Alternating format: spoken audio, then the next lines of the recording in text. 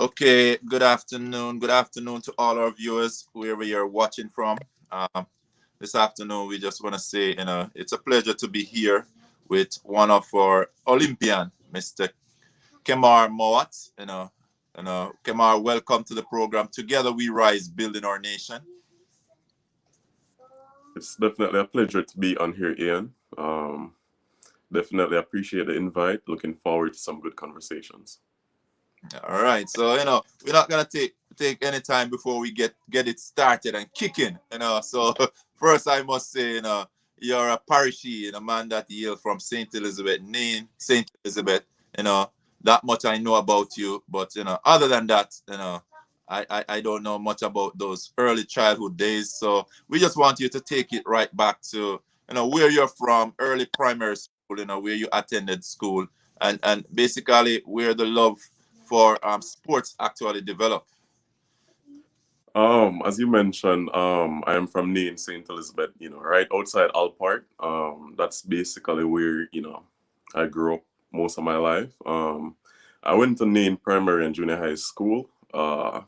That's where I first started track and field, as a little kid, just running up and down, racing my friends, my bridging them, just the same until, it becomes something that everybody, the community kind of know me for, track and field running, the fast little black kid, so that was really how my journey in track and field started, just racing in the communities, running up and down, mama saying you go shop, you just take off running. So, grew up in Maine for most of my life. You know, used to run at Alpart Sports Club. Run for Maine Primary and Junior High School, just the same. So track and field was always something that I was doing from a younger age, and then I took a break, and then I started back in high school. So a lot of you guys who don't know me, I am from name St. Elizabeth. My father, Donovan Mowatt, most of y'all know him. He used to play football in the community. A lot of people, especially from if you're from Nain, you're gonna know Miss B. That's my grandmother. So that's basically where I'm originated from. Okay, thank you for that bit of information. All right, so you mentioned Alpart, and I remember back in all age where I used to represent at Alpart. That was one of the biggest meet there on the south side in terms of athletics, and the best athlete would have make it onto the stadium. It was like a Blue Cross meet. So could you just tell us your main events that you used to take part in?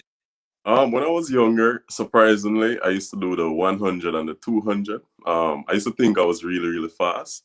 I was until, you know what I mean, like I hit a growth spurt and then, my speed kind of went away. I was this lanky, tall, black kid. So, but yeah, growing up, younger days, definitely Alpart Sports Club, definitely used to win the 100, the 200 meters. That's what I was known for.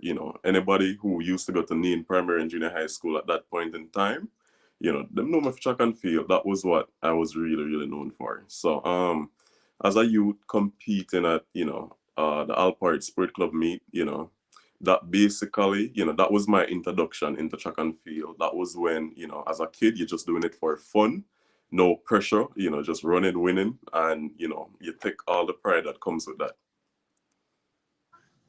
Okay, a quick question for you. You said your dad basically, was known for football.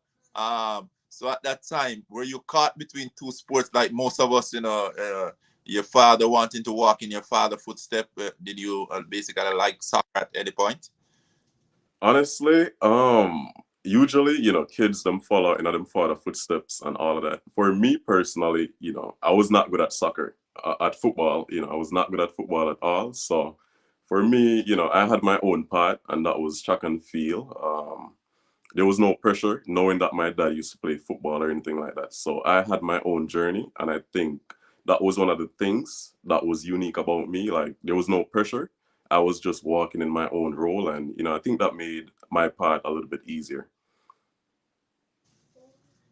All right. So, as a teenager growing up in Nain, St. Elizabeth, we know we still would have considered Nain as one of the rural areas still, even though it is more popular than where I'm from. it's more like Nain Junction. Those are the more popular here on the south side here. Could you tell us some of the challenges, as a youth growing up in Nain St. Elizabeth? Just being in the rural area, our parents, they weren't rich, you know what I mean? Like they didn't have the fancy house, the fancy car, the fancy this, the fancy that. So for me growing up, as a poor country kid, you know what I mean? Like I struggled a little bit, but to me it wasn't a struggle. But now that I'm living in the States and I see the benefits and stuff that these kids have over here, and now that I look back, my life, you know what I mean, I was just a poor kid. But my parents, they made sure that I didn't feel that way, you know what I mean? Like they provided for me in such a way that I thought I was wealthy. I thought that I had everything that I needed, which I did at that point in time. So what I mean? Growing up in the country, it was just a fun experience. You climb trees, you pick mangoes, you eat fruits. You see the neighbors, you call to them. It was just a genuine youth wood thing just growing up. So, the country life, it really shaped me into the person that I am today. It helps me to, what I mean, to be grateful, for everything that I had and everything that I have now. And just, show me like, what I mean, like, no matter where you come from, like once you put your mind to something, you're definitely capable to achieve it. Once you put in the hard work, you trust God, and you know what I mean, like you're dedicated to it. Thank you for that information there. And I know basically because I've been following your Facebook page, so I realized that you attended St. Elizabeth Technical High School, would I make that both of us alma mater, St. Elizabeth Technical High. Could you tell us, at what age did you went to States, and was it through athletics, or you just went through your passing your common entrance, or were you sought out by sports coach there? So speaking about the common entrance, when I was at Nain Primary and Junior High School, I took the GSAT. I think that's what it was called, but then I'm not sure what they call it now. But I took the GSAT at that point in time. My first choice was Monroe College. Second choice was Manchester. Third choice was Black River, and fourth choice was Stets. And the crazy thing was that I actually passed for Black River High School. So I didn't get my first choice and I didn't get Stets. But I was so talented as a kid. Like I was sought out by scouts from Stets, Ronaldo Walcott, Eldemeyer Summit. So they showed interest in me from before I took the GSAT. And so like I knew even though I passed for Black River, I knew like I had the option to go to Stets. And so, my parents got in contact with Ronaldo and Eldemeyer Summit, and we made a transfer happen. And that was how I got into Stets. And, like my first year at Stets, I think I was like probably 12, 13 years old. This was in 2007. I was really fast as a kid and stuff, but I went to training at Stets for like the first couple of weeks, and the training was too hard. And I honestly went for 2 weeks, and that was it. I stopped. I quit. You know what I mean? Like I just thought track and field was too hard at that point in time. So after that, I just became a normal student. Just a brain student at Stets, and I did that all the way up until the ninth grade, where I actually started track and field again. But this time when I started, I did high jump. And a lot of people don't know that I used to do high jump, and that's the craziest thing. So I did high jump at Stets in the ninth grade, and I did okay, but I didn't even go to champs. I started, then stopped because I just thought it was too hard. Ronaldo, I think he's still the coach at Stets. He encouraged me, like he was like, Mowatt, hey, listen, you're very talented. Just come back, man, and show up and give us some points, and you could get an athletic scholarship to go to the States or wherever. And but for me at the time, that wasn't my thing. I didn't enjoy it as much, and so I was just a regular student for most of my years at Stats. I just did schoolwork for the most part, and that was it. Wow, that is surprising there. It is. Awesome. So I want to ask you a few questions, because we know as we go along, like we have challenges. So Um, when you did your GSAT and you basically didn't get the school of your choice, were you disappointed at that time, as a teenager? Yeah, I was very disappointed because I had a cousin, Coran Beckford. He's actually in China right now studying to become a doctor. At the time, he had passed to go to Monroe College, and like I looked up to him as a role model. Smart kid at the time, and you know what I mean. Like I wanted to be just like that. And at the time, Monroe had this stigma. It's definitely a prestigious school, and you want to go there just the same. And so I did my best. My grades wasn't good enough at the time to get me into Monroe College, and so I passed for Black River High School. And I knew I was athletic. I knew I had some speed and stuff. And so my next best option was St. Elizabeth Technical High School. And after going to Stats, like I think that was one of the best decisions I've ever made because I think being at Stats definitely changed the part that I'm on right now, and it definitely changed my life. All right. What I need to ask you, you mentioned and having somebody as a role model, but in terms of the sports, would you tell us who you looked up to in terms of track and field and a whole, and probably one of the best advice that you had received early? So for who I looked up to, like most Jamaican kids, I looked up to Usain Bolt. For advice, I would say Johan Blake because over time I grew a relationship with Johan Blake. After I got to know him and stuff. But let me start off with Usain Bolt. When you were younger, you saw him winning in 2009 at the World Championships and even at the Olympics that later came up the next year.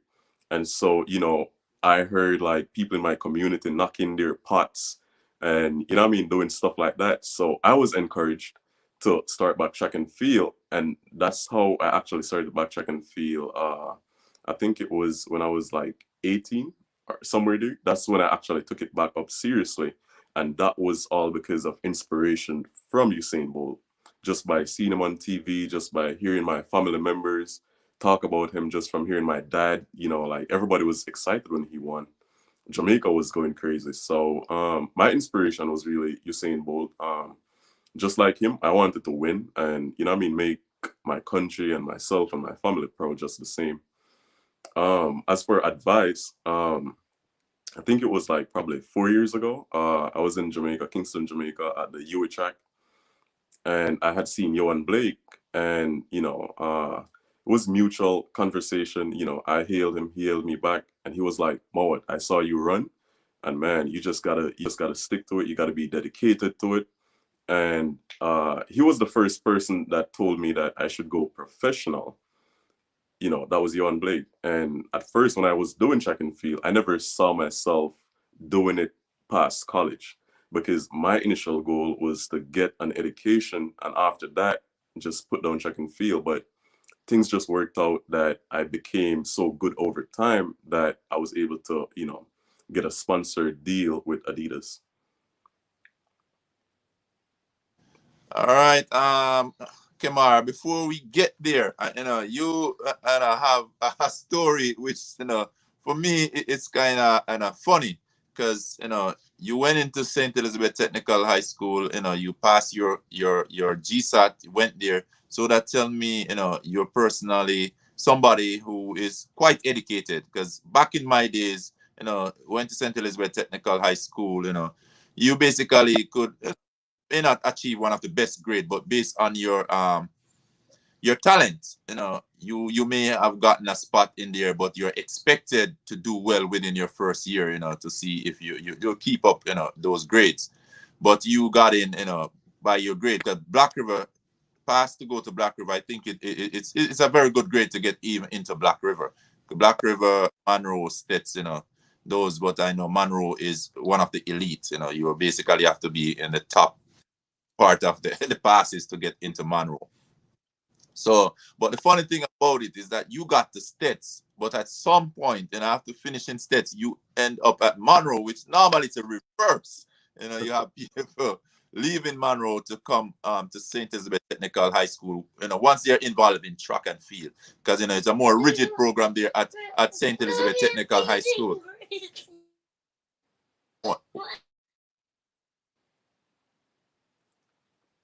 Sorry about that, guys. I have my little baby here with me, so I had to mute that out just a little. So, you basically did the reverse. So, could you tell us about that? Life at States, basically, but then you move on to Monroe. How did that go? So after passing my CXC subjects from St. Elizabeth Technical High School, like as I've said, like when it comes on to great, good, really, really good education system, I think St. Elizabeth Technical has one of the best high school systems in Jamaica. And, for me, it was a privilege to have gone to STETS and, especially to have gotten my 8 CXC subjects that I took at the time. And, but when I got to grade 11, I knew something was missing. I knew that I wasn't fulfilling my full potential.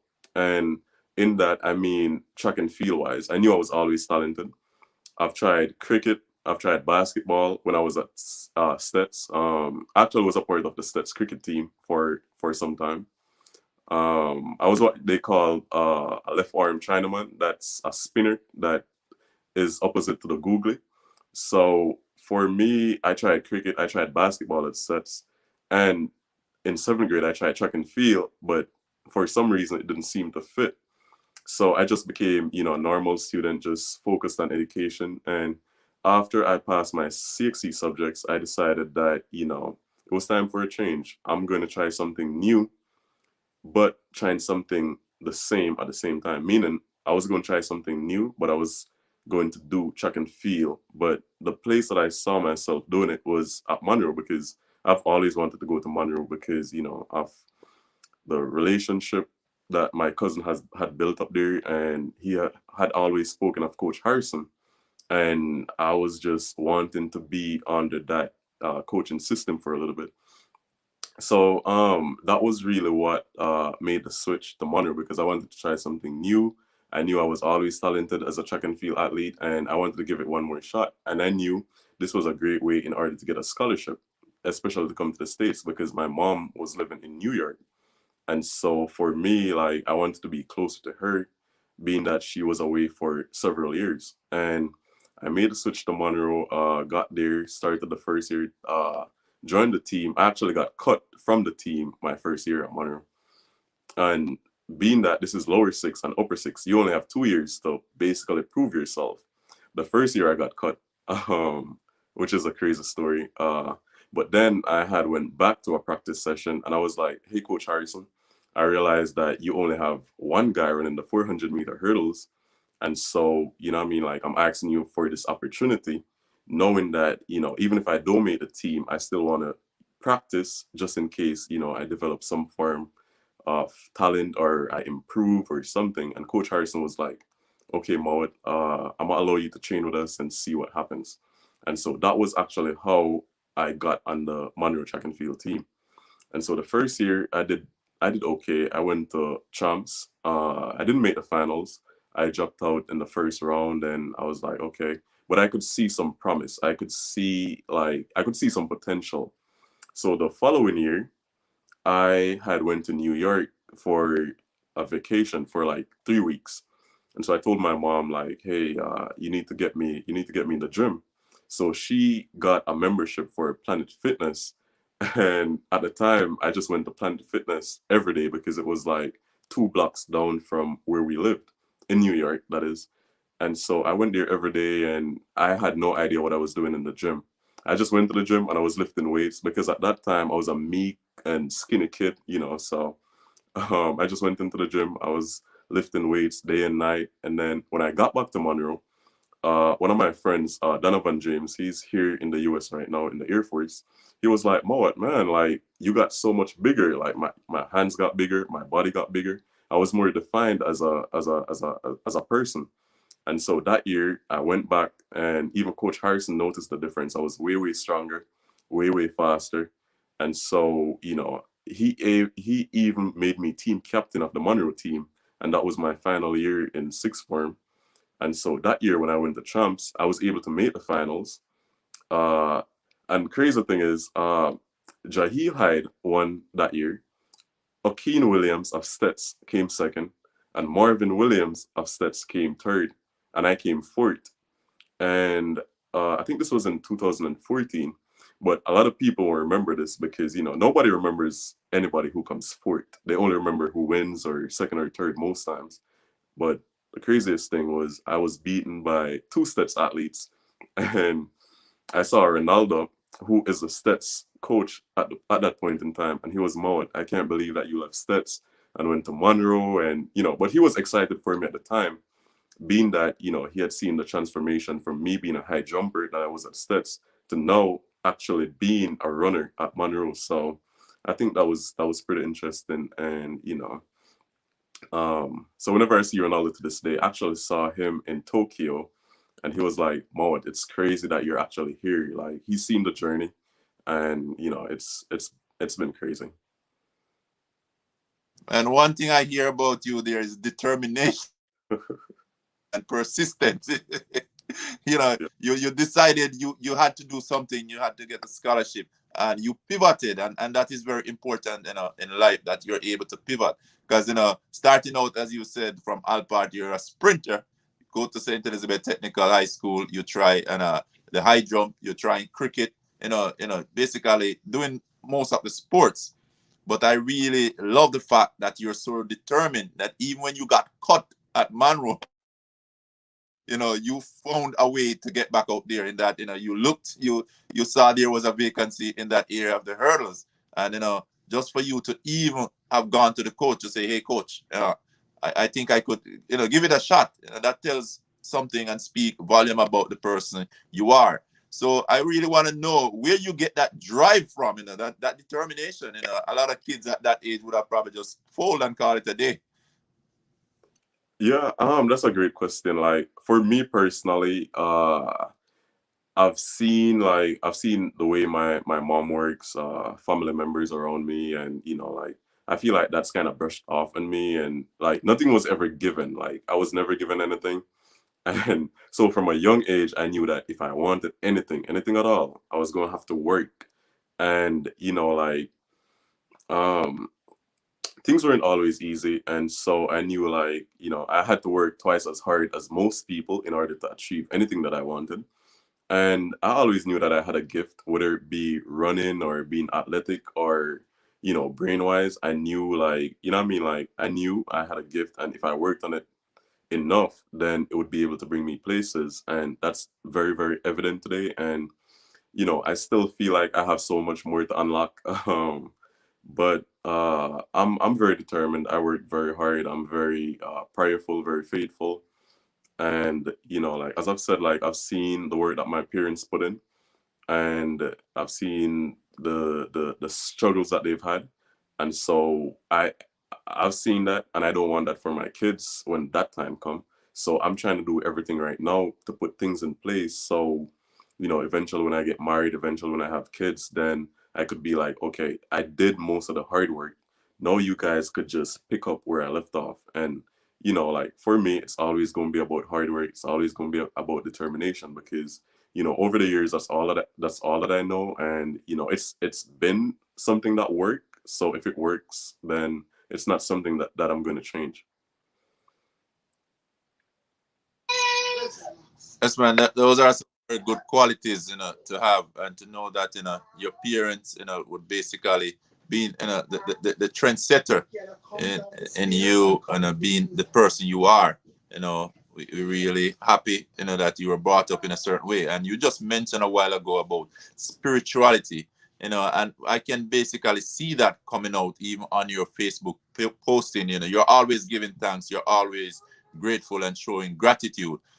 If you don't mind, could you tell us, your faith and your belief? So I feel like over the years, my faith has gotten stronger.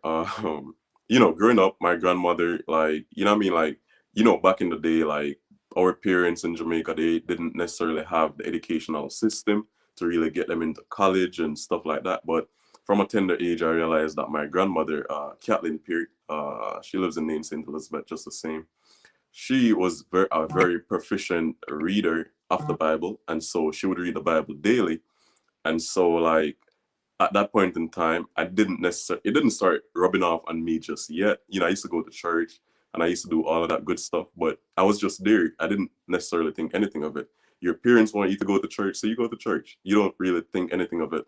But when I got to high school and, you know, I started boarding and then I moved off to college and I was on my own, I needed something to keep me grounded. I needed, you know, I didn't necessarily have anyone around me like that because my first college was in Texas A&M Corpus Christi, and I had nobody in Texas, no family members, nothing at all. My closest, anything closest to family was in all the way in New York, so I was there by myself. And so when struggles hit, uh, you know, I turned to the Bible, and you know, I just kept on reading, kept on praying, and the more I read was the more I learned, and the more I learned was the more my faith grew, and the more my faith grew was the more I trusted in God. And so I was like, wow. And you know, at that point in time, I was like, this is too good to be true. Like, I was learning so much, and it all made sense, and it all connected spiritually and in the physical life. So I was like, okay, let me do more with it because I don't want to keep all this knowledge to myself. So it became a thing where I think probably I started in 2015, where I just started posting Bible scriptures, like scriptures that I thought would be beneficial, not just to me per se, but to like people who followed me on Facebook or Instagram or, you know, any social media platform. So that's where me sharing scriptures and stuff like that came from. I don't necessarily do it because, okay, I'm gonna just share scripture today. No, I do know the Bible from my perspective, and so the reason I share is because I want somebody out there too to reap the benefit of me sharing something that's, you know, is going to be helpful, whether it be Proverbs, Psalms, or wherever in the Bible. Because, you know what I mean? Like, the Bible is full of so much knowledge that if you really do know it, then getting through this life is like, you know, walking through the you know what I mean? Like, it's going to be so easy. So that's how like my faith developed, like me being on my own, me going through struggles. It kept me grounded, kept me faithful, kept me going, kept me like, you know, kept my brain sane, and you know, just kept me determined. Yeah, on that part, I know just having a spiritual life make a big difference. But could you say how important it is for especially young to have a root in the church or just believe in the Creator? How important is that? It's definitely really, really important that you have a relationship with God. Being that, you know what I mean, like just like the fish is connected to the water, so too are we connected to our creator. And if you don't have that type of connection, then for one, you're already lost. For one, you don't know who you are. For two, like you don't know where you're going. For three, it's like you're just there. You have no purpose. And we as humans, like it's very, very important that you have purpose. Because if you don't have purpose, then you're just gonna waste all the days of your life. And then you're not going to find a sense of living. Like you're just going to be living for what? And so I feel like me being connected to God in the way that I am able to find my purpose. I'm able to give the best of myself in whatever that I'm doing. You know, say for example, I'm at a competition. Not I'm not saying like I want to win for me. You know what I mean? Like I'm winning because God gave me the talent to win. Or so it helps you to like be the best that you could be. Because then you're saying, okay, I got talent. And I personally believe that everybody on this earth has a talent. And the level of which you nurture that talent is what you will reap from it. And so, like, I don't think personally I'm more talented than anybody out there. I just think that, okay, I found my talent and I really work hard at it. And you know what I mean? Like, I pray on it too because I know, like, for in order for me to get to another level, then I need a miracle. I need doors to be open, and the only person that I believe can do that is God. So it's His world, and everything that's in it, He controls. So that's my mentality. That's my belief. That's the way I look at things, and I think that's the difference between me and a lot of people. Where a lot of people might see a roadblock, I see a stepping stone. I'm like, okay, like this is a challenge. Let's get it. Let's find a way to make something happen of it. And for me, like, that's something that personally I'm never gonna change. That's something that I always want to be grounded about. And I have a few friends that keep me grounded. Like, if they see me slacking off, they could call on me. They could be like, "Yo, Kemar, like, what you doing?" Like, you know what I mean? Like, I have a few people around me. They could talk to me. Like, if I ever like let the highest get to me or this or that, I have people around me that could keep me grounded. And I feel like that is so important. Can I behave? Go down here. Yeah.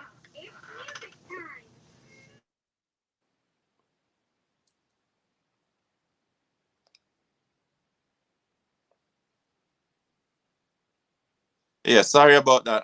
But Kamar, it's good to know, that you're grounded, on the bedrock of Christ, and that is very important.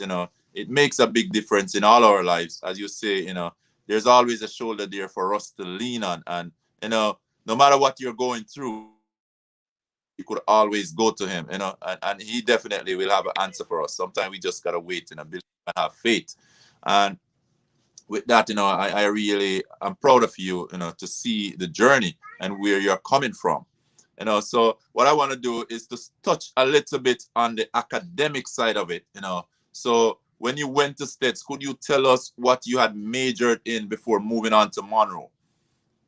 At Stats, I did the sciences. So in that, I think my major was in geography, physics, maths. I also did TD, house design and stuff like that. So I was more so science based when I was at Stats. And then you move on to Monroe, for sixth form. Did you continue along that path, or did you? I did. At Monroe, I still did physics. I still did math. I think I did communication studies and chemistry. Yeah. Okay, so I just want to now take it from the transition from Monroe into college. So after Monroe, could you tell us the journey? How did you get into college? Was it by mean of scholarship, education, and just walk us through that journey? So after the champs finals, in 2014, I was able to get several offers to study abroad. Some offers came earlier than others. So being so excited as a youngster trying to go abroad and stuff like that. I think Morgan State University had offered me a scholarship, Campbell's University, and Texas A&M Corpus Christi. I think those were the first three colleges to offer. And so as soon as I got the letter of intent from Texas A&M Corpus Christi, I signed it and I emailed it right away. And I didn't wait around to hear from other universities or the offers that they had or anything like that. I was just excited. I got the letter, I signed it same time, sealed it, and I sent it off. And when I look back now, that probably wasn't necessarily the smartest thing to do. Not that I have any regrets, but I was too young and not necessarily having the guidance to be like, okay, you're going to get more scholarship offers. So I may have limited myself at the time by accepting a scholarship so fast. So I had more offers that came in at a later point in time, but by then I had already signed off on a college already because Penn State came along eventually and a couple other universities came along. I can't necessarily remember their names, but I think I got up to probably 8 scholarship offers eventually. But the first 3 that came, I just signed off on the first one that I saw.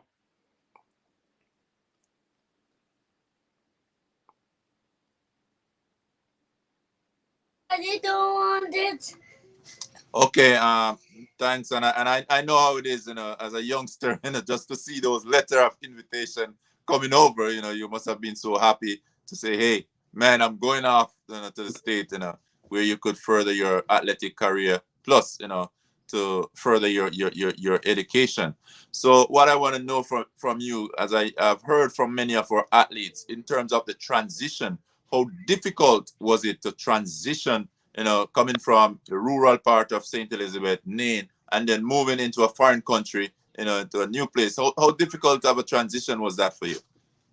At first, it was exciting because I've never been away, from my family for such a long time, and like I was excited and scared at the same time. I could remember like when I landed in Texas, going down the elevator stairs of the airport. I was nervous. I've never been that nervous in my life, and then I heard a Jamaican voice. It was Coach Hikel Woolery. He was the track and field coach at Texas A&M Corpus Christi at the time. So something sounded familiar. The accent sounded familiar. It was a Jamaican accent. And so when I heard that, there was a sense of calm. I was like, okay, there's a countrymate here, in that of my coach. And so, I knew like I would have some form of guidance. And, he eventually became a great mentor. He's still a mentor. So, having Coach Hikel Woolery, who is Jamaican, having him there at Texas A&M Corpus Christi, it made my journey, it made my transition a lot smoother, a lot easier, being that he showed me the ropes, he gave me the ins, the outs, what was expected, what I should do, like things that I should stay away from. And so, what I mean, like having him made things a lot easier. Eventually, I started missing my family. I started missing, things that felt familiar. I started missing friends. And, I knew I had to make new friends. And, what I mean, like a lot of people at my first university, they were welcoming. That made it a lot easier, but it was difficult not having the food that I'm used to. The Jamaican food, the rice and peas, stew chicken, oxtail, all of that good stuff. Not having that, it was difficult. But what I mean, like eventually, I learned how to cook. So I was down in Texas cooking my own Jamaican food, and like as much as it was a big transition, I felt like that was needed in order to allow me to grow from the level that I was at, just a shy and meek kid at the time, to this personality that I am today. And so I think like the hardest part was just being away from my family, meeting new people. I spoke different. My my accent was a lot stronger. My patois was strong. I didn't speak English as well as I do now, and so that made it a little bit hard. I knew like I went into various classes. We had group projects. I had to stand up in front of professors and stuff, and I had to talk. And a lot of the times they would ask me to repeat myself because majority of the time they couldn't understand anything that I was saying. And so for me, that was hard at first. I vividly remember taking a English composition A class at Corpus Christi, and I had to stand and introduce myself to the class. It was my time to stand up, so I stand up and I started speaking. The whole class stopped. People was writing, people on their computer, everybody stopped, and this was majority white. Probably the class was 99% white. There was like two black people in the class. I was one of them. And so I'm black with an accent. So that was new. That was strange. That was alien at the time. And so when a lot of people heard that, they were like curious. The professor was like, Kemar, we're happy to have you, especially coming from a country that doesn't speak English. And at that point in time, I was like, what? I was young and whatever, but I knew like she had no idea what she was talking about because Jamaica is an island and we speak English. But here I am in the US and a professor is saying to me that I'm from a country that doesn't speak English. So that was great of you. And I was like, wow, this is about to be a wild journey. So I feel like, transitioning, it was hard. It was hard at first. I'm not gonna lie. at some point I wanted to leave. I wanted to come back to Jamaica at some point, but I was like, no, this was what you worked hard for. This was the opportunity that you always wanted. So now that you're here, ain't nobody gonna take that away from you. Ain't nobody gonna make you feel like you don't belong or you don't fit in or you're not gonna be here because you work hard for this, and you're gonna stay here and you're gonna make the best of the opportunity. And I felt like that kind of helped me like just stay strong and just as I've said, Coach Hickel, he did a major part. Having him as a mentor really helped, and like transition was hard, but it was a good one. Okay, glad that you adapted well. But another question I need to ask you about this transitioning is: did you manage to find the Jamaican food? Because I know there's Oh, a challenge. I wasn't able to find Jamaican food in Texas A&M Corpus Christi, not in Corpus Christi. But whenever our team traveled to like outside of Texas or within Texas, like Houston or Austin, you always had like a Jamaican food truck or a Jamaican restaurant. And you know what I mean? Like I introduced a lot of my teammates to that because they never really had a Jamaican on the team. So, I told them the food was really good. I cooked a few times for them, and you know what I mean, they were excited. They were like oxtail, and like they were just like curious. And so when we traveled and stuff, I made sure to find a Jamaica spot, and I used to bring all of my teammates and stuff, so they got introduced to a little bit of the culture. And so that was basically how I got Jamaican food when I was in Texas.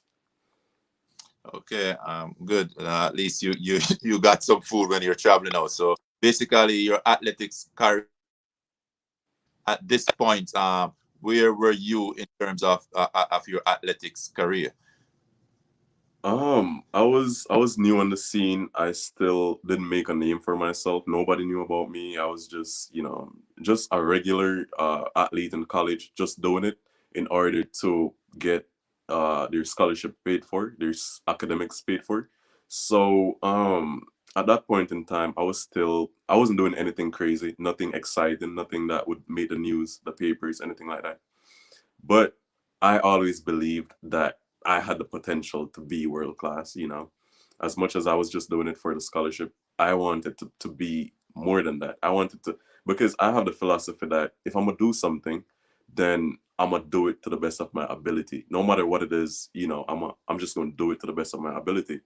So at that point in time in 2014 to 2015, my 400-meter hurdles PR was 51.13 seconds, which is nothing amazing. It's just, like probably a high school time at that point. Oh, so for you to make it to the Olympic, you had to put in a lot of work. We're not ready to get down that journey as yet, but we're definitely seeing where you have challenge in terms of transitioning. Even to find an event that you're comfortable in, that actually make a name for yourself. So as you go through college, at what point did you realize that no, your time is getting better and you're looking at yourself as a world class athlete? Um, if I'm being honest, that was when I made the switch from Texas A&M Corpus Christi to the University of Arkansas. As I've said, like I'm the type of person, I am that type of person who's gonna jump. Like a lot of people, they're gonna be scared of the cliff. I am that type of person. I'm the type of person that's gonna jump. And especially if I believe that something is possible, then I am going to be the one to make that step. And so after my first year at Texas A&M Corpus Christi, my time had improved by 0.81 seconds thereabout. So that wasn't a drastic improvement. It was an improvement nonetheless, but it wasn't drastic. I wasn't necessarily happy with it. I was content, but I wasn't happy with it. So I had sought out different universities that were better D1 athletic colleges, like Texas A&M Corpus Christi, the University of Texas, USC, all of those bigger universities. And so, funny story is, I went online and I found all of those coaches' emails, and I had emailed all of them. I made them know, like, listen, I am a hard worker. I just put in everything that I could think of, and I gave them my current time. And so only two universities had responded to me at the time. Baylor University had responded, and the University of Arkansas. And so at the time, at the University of Arkansas, I knew of Omar McLeod and Clive Pullen and Tyreek Batchelor. They were all Jamaicans who had made the switch from, I think, Kingston College to the University of Arkansas. Omar had just turned pro, and Clive and Tyreek, they were winning countless amounts of NCAA titles. And that's in college, that's like the highest level that you could reach. So I thought to myself, and I said, well, man, I definitely have to get into Arkansas because the coach kind of showed some form of interest. And so, he emailed me back, and he was like, okay, Kemar, well, we'll be at the East Regional Championships, which was going to be in UT Austin. That's in Texas. And so we'll get a chance to look at you run there. So I was like, okay, sure, I'll definitely try to put my best foot forward. And so the email had stopped right there. So coming down into championship day, I was in Austin, and I remember I was behind my blocks, and all I could think about was like, man, this is your shot. This is your time to prove yourself. This is your time to show these coaches at Arkansas that you're deserving of a scholarship in order to go to Arkansas. And I was on my marks, the gun popped, and the only thing I remember was me crossing the finishing line. I do not remember that race at all. The gun popped, and I just ran. And after the race, I had run decently well. I missed out on making a national spot by one. And so, I saw the University of Arkansas coach, and I went up in the stands, shook his hand, and he's like, Kemar, we'll be in touch. And at that point in time, I didn't know what that meant. It could be like, we'll be in touch, like we're not interested, or are they really are interested? So, I had spoken to Clive Pullen, who is Jamaican, and he was a part of the University of Arkansas team. And I was like, hey, man, like, put in a good word for me because, like, this is an opportunity that I would love. And I know, like, it's going to work out for my benefit and for the university's benefit. Because if I'm doing good, then the university is going to get a lot of points. So it'd be a mutual exchange. And so, months had passed. I was looking for an email. I was trying to, I was anticipating it. I was very anxious. And so, the coach from Arkansas, he had emailed me back. I was very, very, very anxious. So I opened the email, and he was like, Kemar, hey, bud, we're not able to offer you a full scholarship, but what we could do is we could offer you like an 80% scholarship. And then, you'd probably just have to figure out how to pay for housing or whatever. So, man, now I have a difficult decision to make because it's either you leave a university that's already has you on a full scholarship, and then you're getting like monthly stipend, which that's money that I've never seen in my life before. That now I have can buy clothes, shoes, send back to my family in Jamaica and stuff like that. Or do you take the risk of going to the University of Arkansas, knowing that you'll probably have to pay 8,000 US dollars for housing? And at that point in time, I don't know where I'm going to get $8,000 US from to pay for housing. So I'm like, damn, what do I do now? And so I thought about it long and hard, called my mom.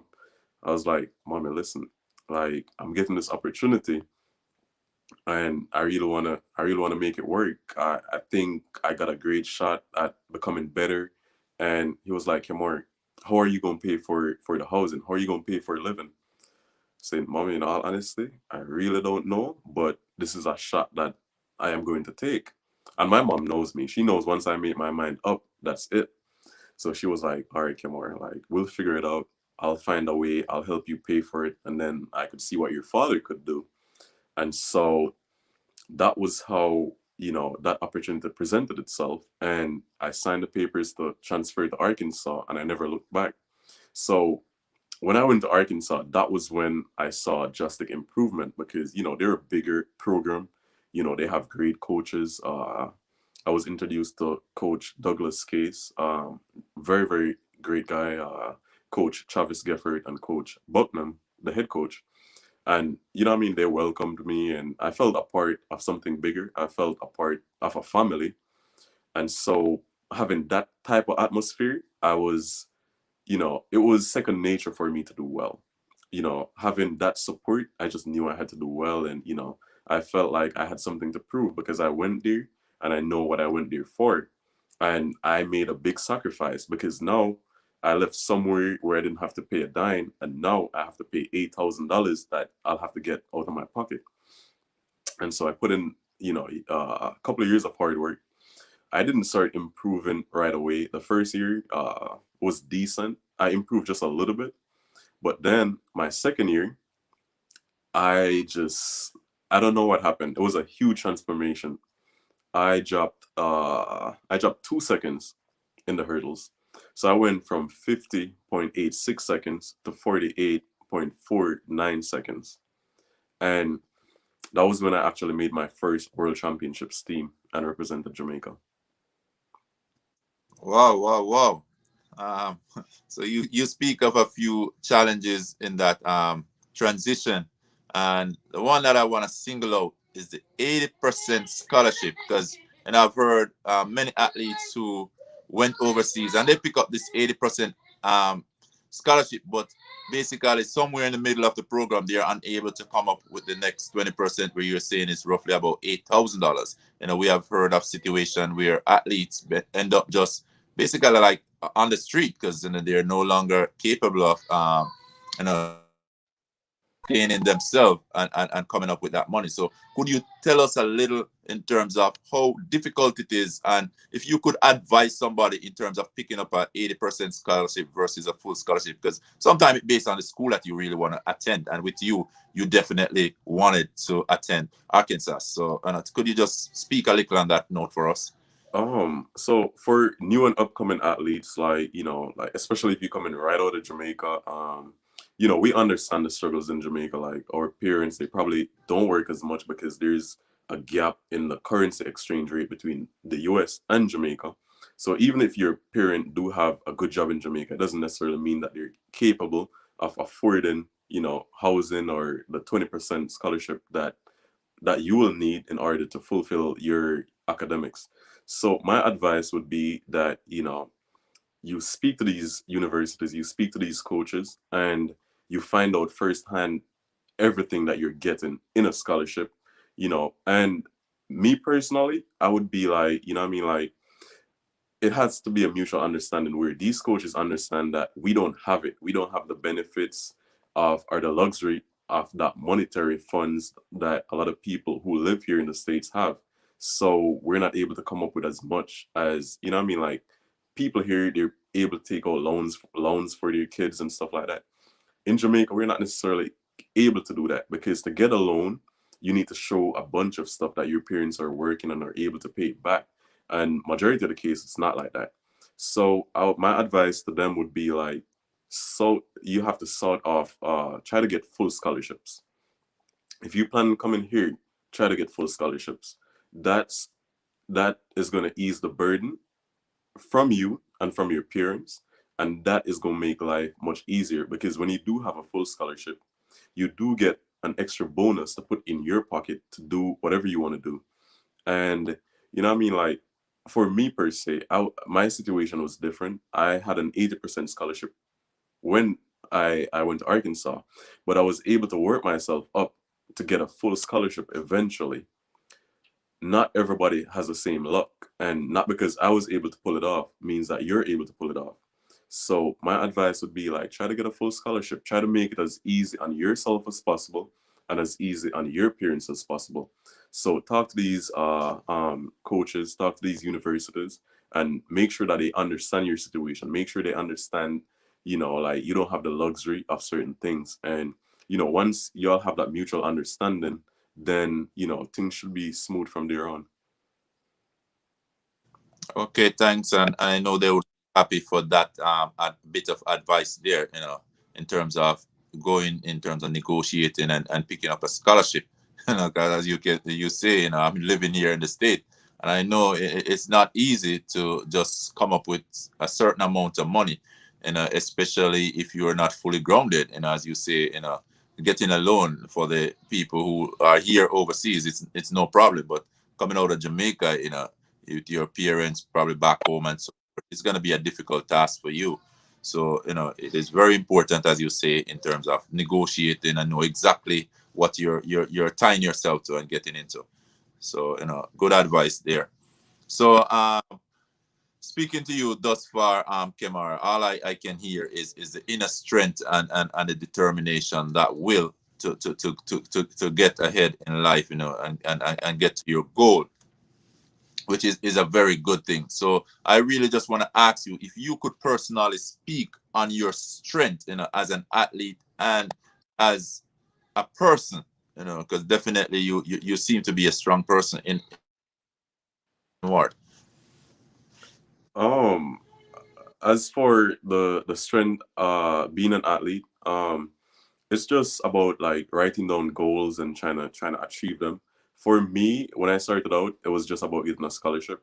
The more I did it was the more I fell in love with it, and the more that I learned the sport was the more that I tried to improve and try to be better. And the more I improved and the more I got better was the more that my sights were set on and becoming better and better and better. And so, like, I put on goals. I wanted to make it to the World Championships. I wanted to be an Olympian. I wanted to be a sponsored athlete. And so far, most of those goals I've been able to be like, okay, I achieved that. I achieved this. Okay, what's next? What do I do next? Because I feel like, we as humans, sometimes we get complacent. We achieve something and then we get comfortable, and I feel like that shouldn't be the case. And so I still do have a few more goals in track and field that I want to achieve, and you know, I believe they're possible, and I'm still working hard towards them. And as per se, strength, mentally, um, or throughout my life, as I've said, like I wasn't given anything, so I wasn't given anything, and I knew like everything that I wanted, I had to work hard for it. Whether it be education, whether it be money, whether it be like a roof over my head, like food on my table. I knew that if I wanted any of those things, I would have to work hard. And what I mean, like for me, once my family is good, I am good. And at some point in time, I want to be able to provide fully for my family in that way. And so I know like right now I have to do everything in my power to set myself up to the point where after I give up most things, then I know like I am set, and know like all the work that I've done and all the mental strength that I had attained over time was not in vain. It was for something bigger. And so like, as I've said, God has opened so many doors for me that I could never be ungrateful. um I found myself in situations where I didn't even know I was gonna make it out. But then like, opportunity presented itself, and I'm like, wow, like, I am guided on this journey, and I know I'm not alone. So that in itself helps. And we as humans, like I think the most powerful thing there is the human will. So once you're able to get in line with that, then you're basically unstoppable once you put your mind towards something. And as I've said before, like everybody has a talent.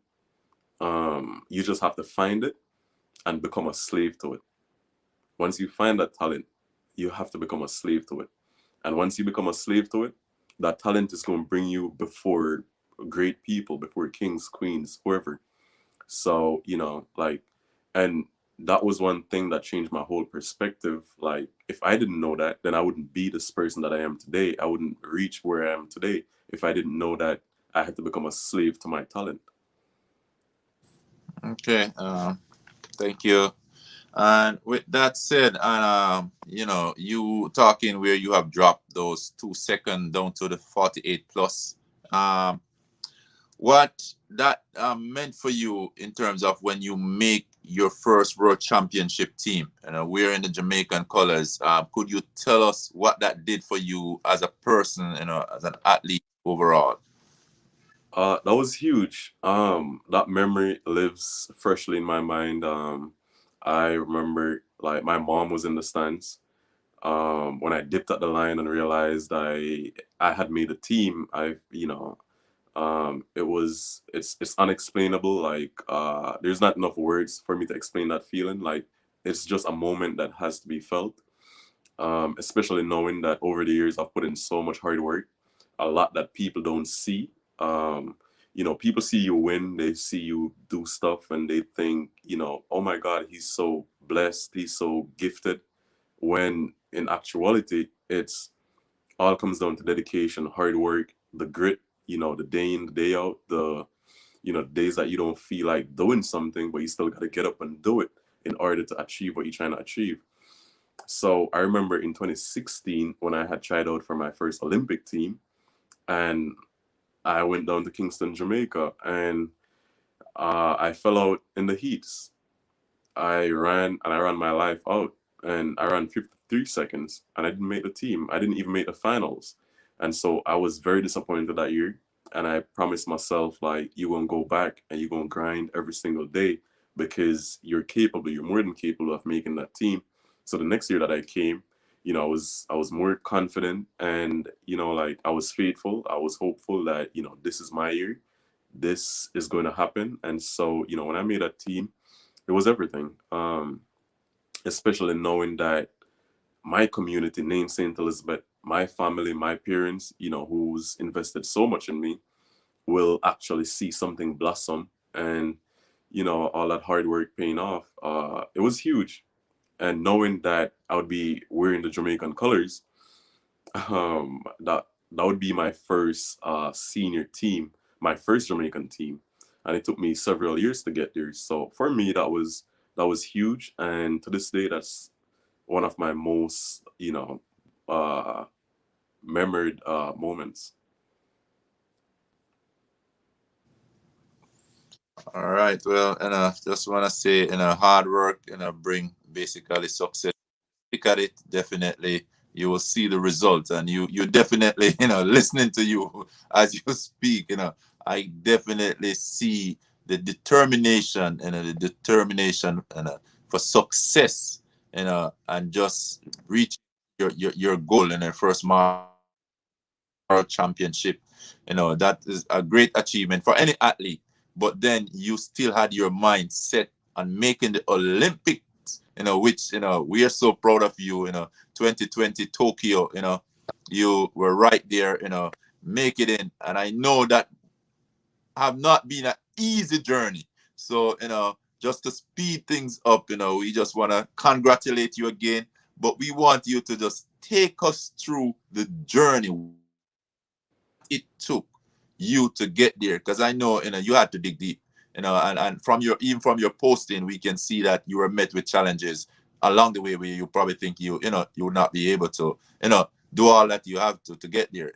So I want to know if you were plagued with challenges in terms of injuries and so forth. Just walk us through the journey when you really had your eyes now set on this Olympic, that you had to make it. Definitely. So crazy story. That had has been like one of my most challenged years this year. Um, so 1 month leading into the Jamaican trials, I pulled my hamstring in in training. I was starting to speed things up. I honestly believe I was in the shape of my life. I think I was going PR this year. I was going to be the best that I've ever been before. And so, I was really, really excited. Training was going really, really great. Coach Lennox Graham, he was excited. And if he's excited, that means I am excited. And, like, I was just curious to see how far I was able to push my body, and, what results would come after that. And so, as I've said, 1 month leading up to the Jamaican trials, I pulled my hamstring. So I just kind of just got into a state of depression. We're in, like, I had lost all hope. Like, you pull your hamstring, usually hamstring injuries usually take 3 to 4 to 6 to 8 weeks before you're fully healed. I didn't have that amount of time, which means, like, there's a possibility that I was not going to make it to the Olympics. And so, I've been training 4 years, 4+ years for this. So after putting all that work and seeing your dreams disappearing in an instant, it was hard to see. I was hurt. I was in a deep place, and like I tried my best to keep as positive as possible, but it was hard. It was definitely hard. And so I did a lot of therapy, a lot of praying, because I do believe miracles do still happen. And so therapy was working. I could see improvement over the weeks. So I think been like 3 weeks, and my hamstring was feeling a little bit better. I started jogging again. So we're one week plus out from the Jamaican national trials, and at this point, all I could do was jog and bike, which doesn't translate to speed on the track. So I was losing fitness, I was losing speed, I was losing strength because I wasn't able to be in the gym, wasn't able to be lifting, wasn't as explosive, wasn't as powerful. And so, I was down bad. And, like 1 week out from the championships, I felt a little bit better, meaning I was able to run faster, but I was still not able to go at 100% because I still felt a niggle in my hamstring. And like I was trying to get back, trying to push myself, you know, trying to stay positive, and then boom, I strained my groin going over the hurdles 1 week leading up to the Jamaican trials. So Oh, now, so now my hamstring is just finally getting healed, but my groin is pulled, is strained. So I'm like, wow, like why is so much happening in such a short period of time when one of the biggest events of my lifetime is coming up? And at the time, I was trying to get a Schengen visa in order to go to Europe to compete and stuff. So I had sent my passport to Atlanta through UPS, and only to find out that UPS had lost my passport. So now my hamstring wasn't fully 100, my groin is torn, and no passport. And the Jamaican trials is less than a week away. So I'm like, wow, like, what do I do now? Do I just give up? Do I just give in and just let it be? Do I just like let this Olympics pass and hopefully I'll be able to make the next one? So like, I was in a state of shock. Like, I wasn't even thinking straight. But you know what? I spoke to Coach Graham, and he tried to encourage me, try to be faithful. He told me to read the book of Job from the Bible. And so I was reading up in it. I saw the struggles and the challenges that he had. And then God was able to bless him tenfold of everything that he once had. So now he had more. So, reading that chapter kind of gave me some hope and stuff. And I still didn't have my passport a day before my ticket was bought to go to Jamaica. So my agent, Norman Peart, he had to think fast. And he had some friends down in Miami at the Jamaica consulate, the US Jamaican consulate. So I had to buy a fast ticket down there, and I used my US ID to get down there, and my driver's license. And so I was able to get there, and they were able to get me a temporary travel document, and that was how I was able to make it to Jamaica. So I had to go to Jamaica without a passport, which means that I can't get back to the US. So I could go to Jamaica, but there's no way to get back to the US without a passport. So, anyways, I'm down at the trials, I'm warming up. I'm looking at all my competitors. They're ready, but I know that I'm not ready, but I can't show any form of doubt. I can't show any form of softness, weakness, anything. I saw Jaheel High. He came, he dapped up my fist. I was like, hey, bro, what's up? He's like, you ready? I'm like, yeah, I'm ready, man. Like, all the best. I saw Shane Rowe. They, like, we have mutual respect because they know what I'm capable of, and I know what they're capable of. So they see me, they're gonna hail me. Like, they know, like, I'm one of those guys who's gonna upset the field. I'm one of those guys who could win. So, they're scared of me. And at that point in time, I'm like, damn, if only they knew like everything that I'm going through, but I can't make them any wiser. So I'm like, okay, all I need to do is just to get through the rounds. So the first round, my hamstring isn't fully back, and I have to get out the blocks. And usually when you get out the blocks, you have to get out the blocks as explosive as possible. And in order to hurdle, you're using a lot of groin muscles and stuff, and my groin is hurt. So I'm like, wow, I have to match this out. So I'm like, all right, cool. I looked at my heat sheet and I only had the main rivalry of Jail Hyde in that race. So I was like, okay, I don't need to do much in order to qualify for the finals because it's heats then finals. So I was like, okay. So I got out the blocks. I didn't get out as fast. From the first hurdle, Jail started opening the gap on me. But because the other guys weren't, as competitive, I was able to, maneuver my way and, finish second in that heat in order to make it through to the finals. And, but everybody thought I was just taking it easy because top two qualifies and then the next two fastest times. So everybody thought I was just running to qualify. But deep down, I was doing the best that I could under the circumstances. So now it's time for the finals. I am nervous as hell because I know like this is it. Like if you don't finish top three, you're not making it to the Olympics. And so I go out there and like I'm looking in the stands and there's nobody because of COVID. So I'm just looking into space and I'm like, God, if this is your will, then make it happen. But if I have to bust something in my legs, then I am willing to do that at this point. So this time I'm like, okay, this is my plan. I am going to get out the blocks as fast as I possibly can. As for hurdling, I'll just take what my groin gives me because I'm still hurt. So I knew in order to make the top three, I knew I had to get out because you had Andre Clark, who is a 48 guy. You have Shane Rowe, who's a 48 guy, and Jail Hyde, who's a 48 guy. And then you have me. So that's four. And only three people could make it to the Olympics. So I know I would have to beat one of those guys. And I was in lane 6, which means everybody's chasing me. I am the rabbit. I can't see anybody. All of my main competition is behind me. So I knew I had to get out fast. So I got out fast, and I think I broke Andre Clark's confidence because he started messing up when he saw how fast I got out. And then Jail Hyde came up, Sean Rowe came up, and I could feel them. I could hear them. I could hear them coming.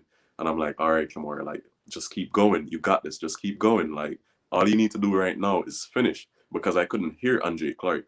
He had messed up some hurdles, but I knew Jail Hyde and Shane Rowe was right there. But all I needed to do was finish top three.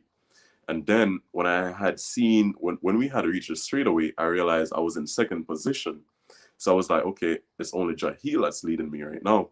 All I need to do is stay tall, maintain, do not panic, just relax, breathe, and just run to the line.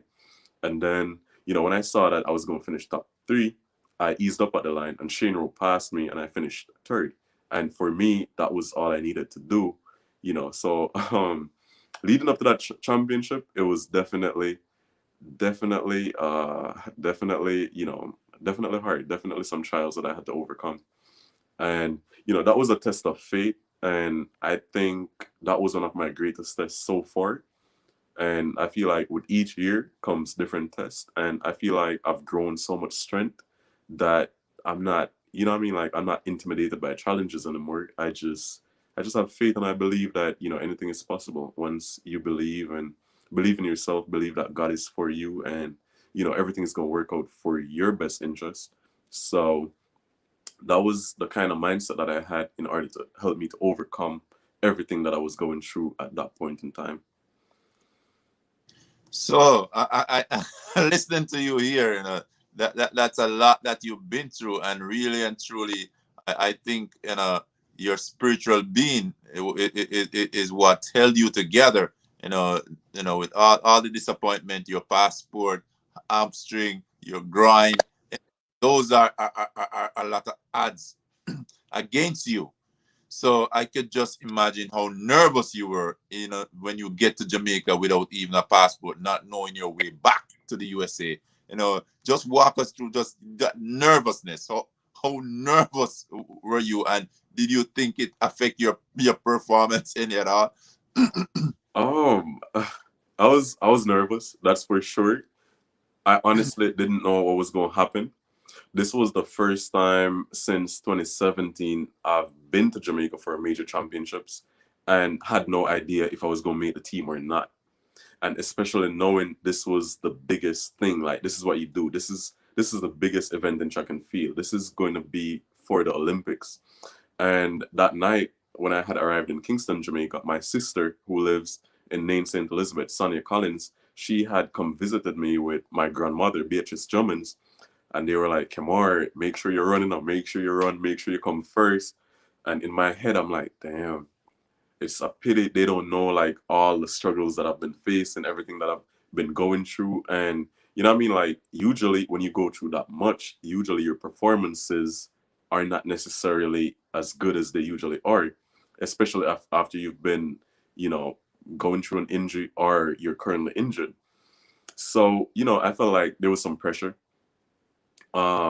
Not bad pressure, but good pressure, knowing that my family, they wanted to see me do good, and pressure from myself knowing that okay, before you got injured this year, you was in the shape of your life, you was going to do great things. Like I honestly believe that I was going to run 47 seconds in the 400-meter hurdles this year, up until that point that I got hurt, because I was doing some things in training that I've never done before. I was running times, and coach was, he was impressed, he was looking forward to it, I was looking forward to it.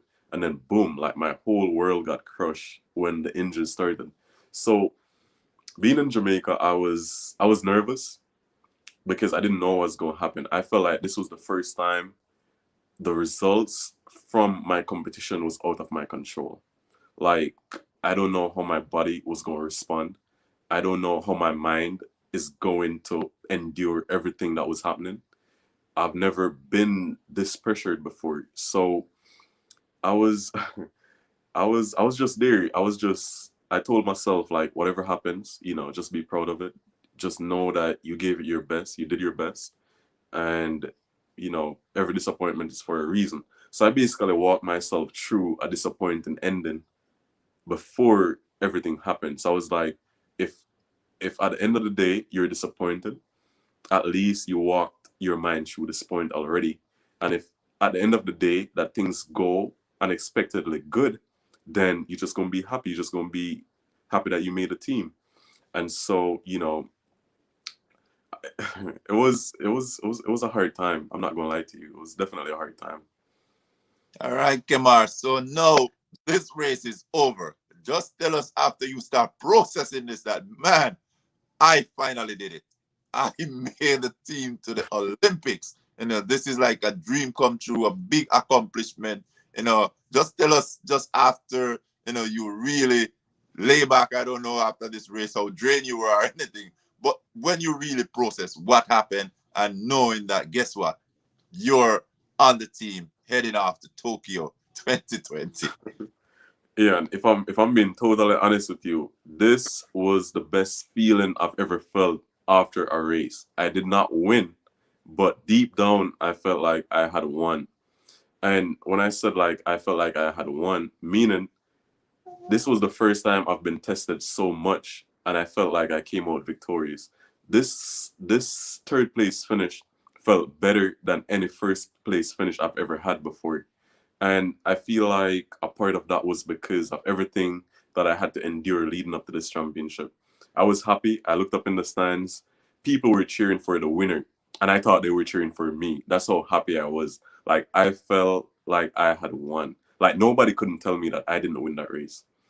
And so like it was an overwhelming feeling. I called my mom, I called my family members. They were like, you know, don't worry, next time you're gonna win. But in my brain, like I won. I told them like I felt like I won. And you know, a lot of people, especially people who were close to me and knew everything that I was enduring, they understood everything that I was going through. So they had like, you know, they saw it and they knew like, you know what I mean? Like this was a win. This was a win for me. And they were happy for me and I was happy for myself. And I was just thankful. Knowing that, you know, I would get some time to heal up fully and, you know, represent my country at the highest level. You know, every athlete's dream is to make it to the Olympics in track and field. Like that's the highest pyramid that you could honestly go to. The only thing that could top it is if you break a world record at the Olympics or if you get a gold medal at the Olympics. But anything outside of that, anywhere you go in the world, people, they always gonna be like, you're an Olympian. Ain't nobody that could take that away from you. And so, you could go down the street, you could see 100 random people, and you could be like, are you an Olympian? Their answer is probably going to be no, because this is not something that happens overnight. This is not something that happens casually. This is something that you got to put your blood, sweat, and tears into. And so for me, being able to train 4+ years and being able to achieve that, for me, that was a big thing. That was something that I've always wanted. That was something that I didn't even know it was possible because of how my journey started. I didn't know any of this was possible. So being able to achieve all of this is truly a blessing. Man, just listening to you, I'm so proud of you. Just even to know what you had to go through to just make it into the Olympics, and I'm happy that you took the time out to share with us tonight your story, so others could hear, know of the struggles that you really had to overcome. Know the depth of determination. In just making it to the Olympics, because some people may believe that you just went out there and you were at your best, and you just went out there and run. But really, to hear the injuries, the struggle, with just even just getting into Jamaica, that make it much more, sweet for us to know that, through all of this, you didn't give up. You didn't call it quit or anything, because it would have been easy for many to just say, you know what, just done with this because my leg is not doing well, and I'm not at my best. No, the passport issue. Probably they would have just, fold, because mentally, if you're not prepared mentally, that can be a very negative, against you. But, it seems like you've been prepared mentally, physically. You may not be at your best, but you were able to keep a steady head, and you saying, to us, you work it out. You just knew that, you just need to get out of that block when, you explosive, and just put some pressure on the other guys, because they knew what you have within you, but they just didn't know what was going on at the time. So, man, we're so proud of you in terms of making the Olympics team, now an Olympian. The dream of every athlete is really to make it to the Olympics. So for this Tokyo 2020, what I want you to share with us is behind the scene, what we didn't see, just even just on the bus, the plane ride, just being there, with the team, the gathering, just tell us about that type of feeling. Um, you know, first time Olympian, it was definitely a great experience. I've came into the likes of Shellyan, Elaine, Johan Blake. I've been on teams with them before. So, being on teams with them again, it's like a family atmosphere. Everybody's so excited, especially to represent Jamaica and stuff. Tokyo was a little bit different in terms of the whole COVID situation. There were no fans and stuff, so things were a little bit weird in terms of like you don't necessarily have that, what I mean, like that connection with the fans there. They don't come up to you, want to take pictures, autographs, stuff like that. It was more so, you go to the bubble, you go to the village, and you head to the track. You go to the village, then you head to the cafeteria. But having other fellow Jamaicans around you, that made it have a country atmosphere. And like the vibes was positive. Shelly, our team captain, Johan Blake, team captain, also, they made sure like everyone was pumped. Even if they didn't have a great day at the track, they made sure that everybody was pumped, everybody was ready to go out there and make our country proud. And so like it was definitely a great atmosphere. The Japanese, the officials and stuff, they were nice. They were super, super nice. And they made things a lot easier. They were very welcoming. And it's funny because anywhere you go, once you're Jamaican, there is a sense of pride that comes with it. So even being in Japan, like people see you and they see you just have on the Jamaican logos and the Jamaican name, and the first thing that comes to your mind is Usain Bolt, fast, fast. Even if they can't speak English, they just say Usain Bolt, fast, fast. And so like there's a sense of pride that comes with it. And just being Jamaican in Tokyo, it's you're treated so much better. You're treated at a high level, and everybody is just so accepting, welcoming, and like everybody appreciates you so much. And so for me, the experience was a great one. Um, me just wearing the colors, knowing that I'm representing my country. It was a great experience. I wish there were fans. I wish there was a huge crowd. I wish there were family members and stuff there.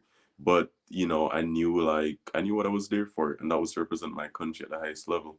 And it was a great experience, and there's nothing that I would change about it. It's something that you'll only have to experience it to understand the feeling of it.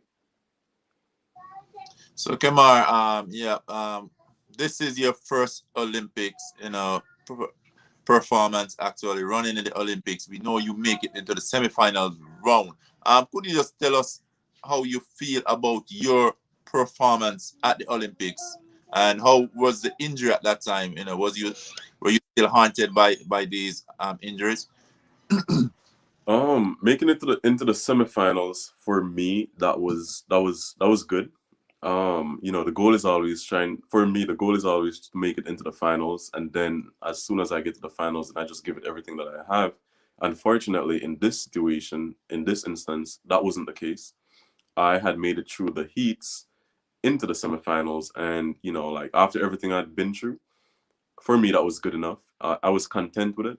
Um, Usually, if I don't do something that I know I'm capable of, then there's some form of disappointment. This time around, I was content. I was at peace with it. And knowing that, I was injured for the latter part of the year leading into the Olympics.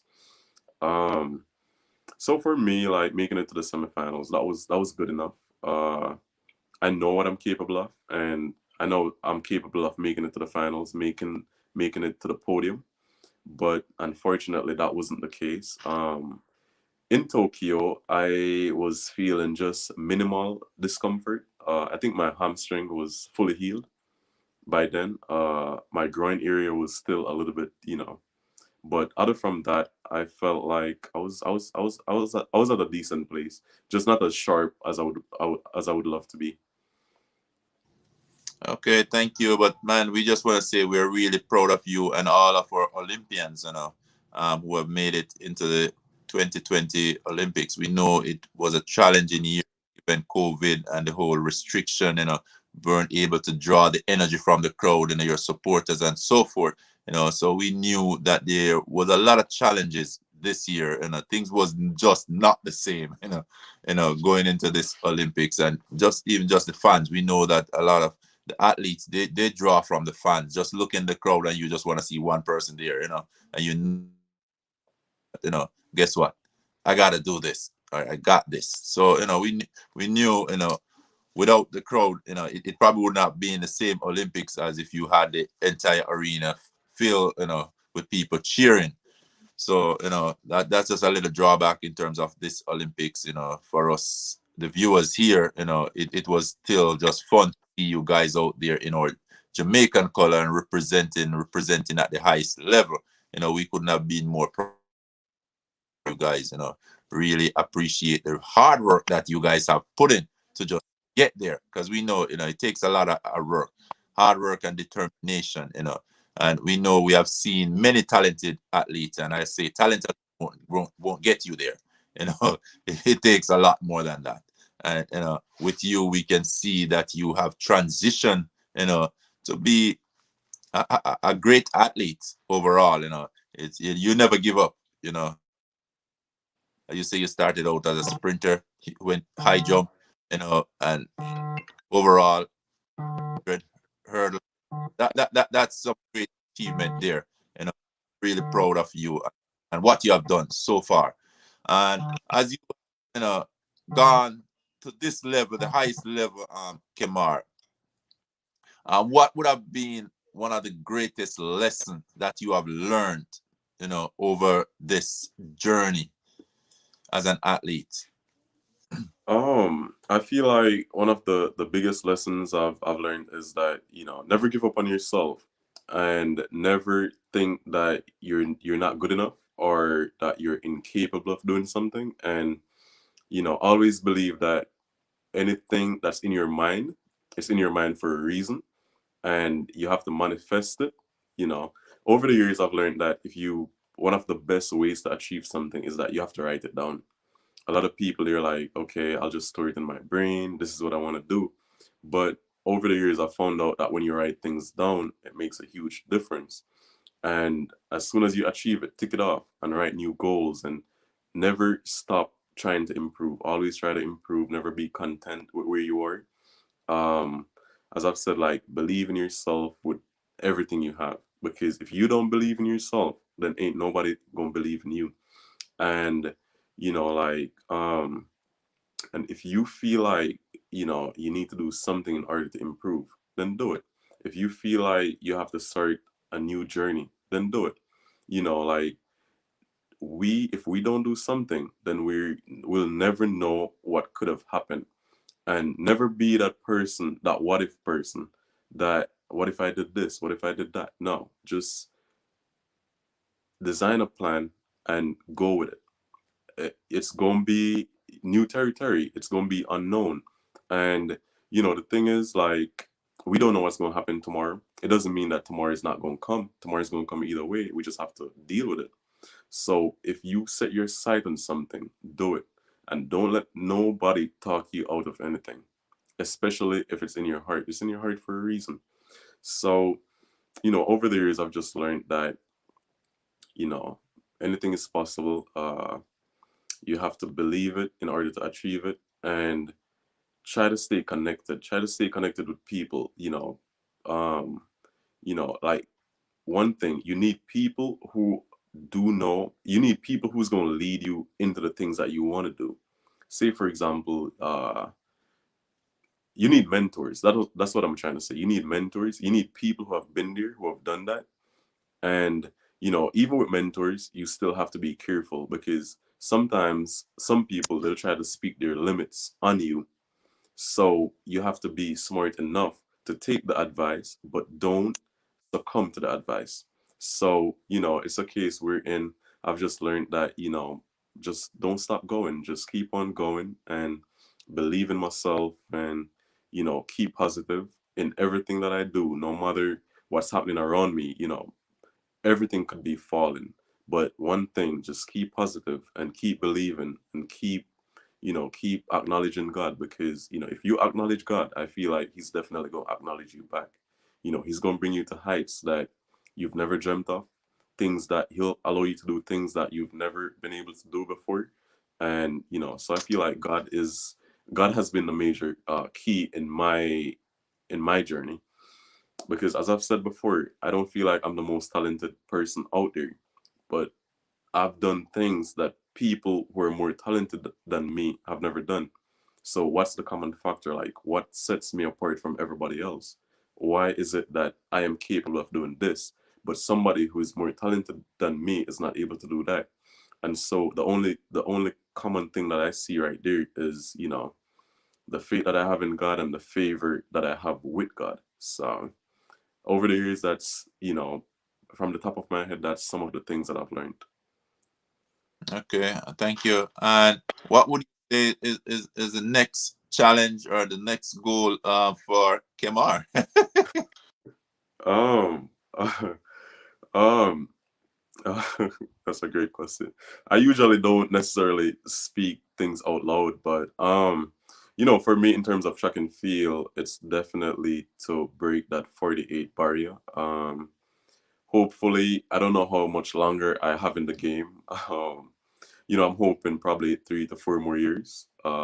If if my track and field spans out to that long.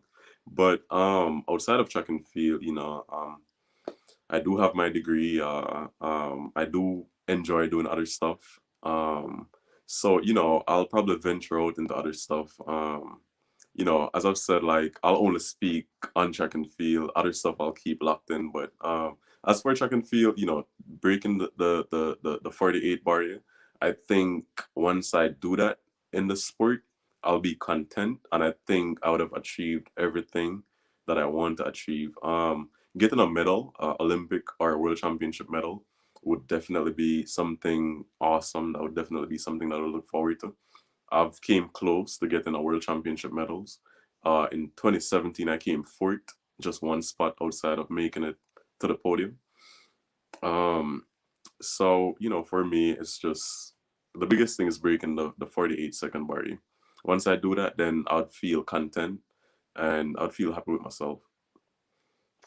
Well, we definitely gonna wish you all the best, going forward, whatever you choose, in your endeavors, But we know that you definitely have what it takes, the determination, that inner being, that inner person, and that you're connected with God in a special way. And my final question for you here, Kemar, which you have already touched on some of the areas in terms of giving advice to a youngster. But if I should have asked you to speak to a group of young athletes, say your 12 to 13-year-old self, what would be your message to this group? 12 to 13. I would be like, have fun with it. Enjoy it because, when you're that young, you just want to have fun with it. If you're not having fun with it, just like me at a tender age, I stopped doing it because, the training was too hard. This was too hard. So at such a young age, I would just be like, have fun with it. Let it come to you. Don't try to force it. Or even for adults, don't try to force it on kids. Allow them to enjoy it. Allow them to embrace just them, just having fun, racing each other, just because once you don't enjoy something, there's going to be that gap, that emptiness. You're not going to feel connected to it. So I feel like grow with it, don't force it. So youngsters out there, just enjoy the process, enjoy being young, enjoy having fun with it. And as you grow, you learn, and as you learn, you try to improve.